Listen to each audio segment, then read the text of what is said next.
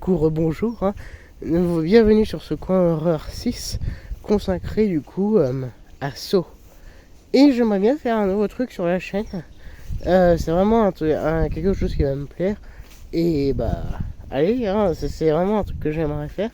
C'est de faire, ça passe vraiment des critiques, mais c'est de faire de film en film. Quels sont les meilleurs? Par exemple, je vous en ferai une sur Scream, par exemple. Scream 1, après Scream 2, Scream 3, 4, 5 au 6. Et je donne toujours mon avis pour dire si c'est vraiment, si ça vaut le coup ou pas. Et je vous ferai de film en film.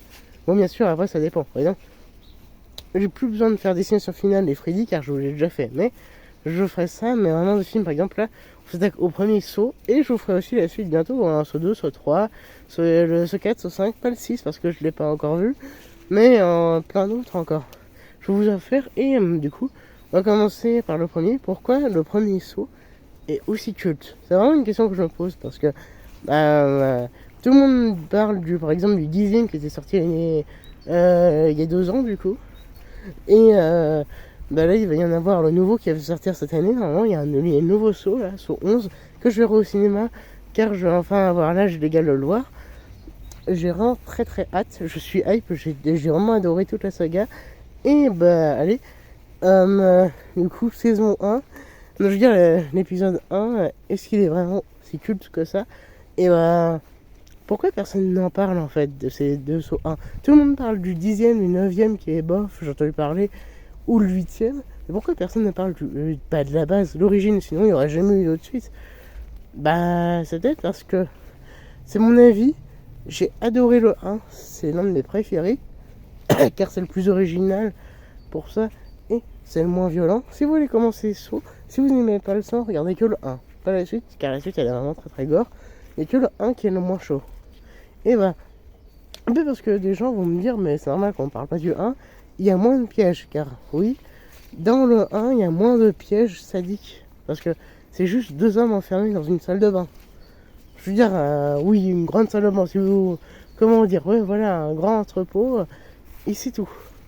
Du coup, oui, il y a moins de pièges, il y a moins de trucs sadiques. Les deux autres, surtout le 3, ont plein de pièges comme le truc à cochon, les rouages, tout ça, il y en a plein d'autres.